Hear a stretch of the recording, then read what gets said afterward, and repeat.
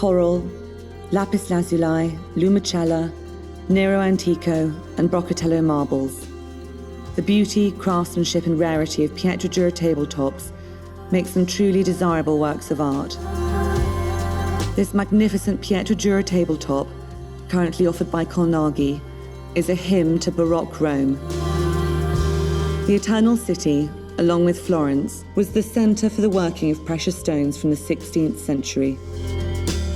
The practice of cutting precious stones, valued highly since the time of the ancient Egyptians, was developed in the Roman Empire and later flourished in the Renaissance as the Pietra Dura technique, an incredibly complex arrangement of finely cut stones inserted in a ground of marble.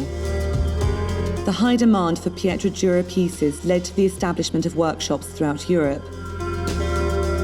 In Rome, the rediscovery of ancient marbles, as well as the Romans' enduring passion for mosaics, collided with a Baroque longing for splendour. Reflecting the political and religious history of Europe, these exquisite works were frequently sent as gifts from the papal city to other European courts, becoming collateral in Rome's pursuit of power. So few of these 16th century pieces survive today that this table stands out as a true rarity. The workshop in which it was created must have been amongst the most highly esteemed in Rome. It appears to have employed specific and distinctive design elements in its tabletops that act as a signature. For example, this border shaped like an owl's beak and decorated with polychrome tongues.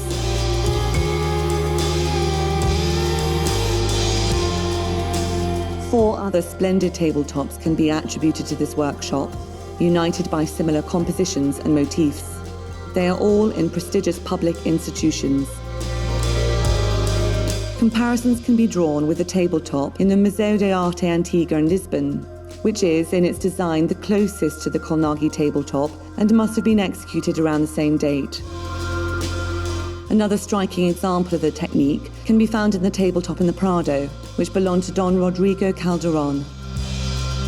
The one in the Museo de Artes Decorativas in Madrid shares the same theme of warfare found in ours. Another example from the workshop can be found in the Getty Museum. The complexity of this design is echoed by the sumptuousness of the gemstones. The convex outer edge is decorated with alternating bands of Nero antico and Brocatello marble, inset with small ovals of coral and lapis lazuli. Inside this is a wide border, decorated with motifs of warfare with shields and arms.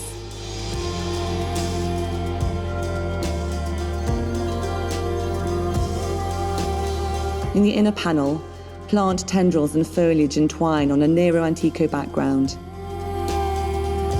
Our table is the only one of this Roman group to have at its core such a rich expanse of the most precious stone of all, lapis lazuli. Within this tabletop, different elements overlap and unfold.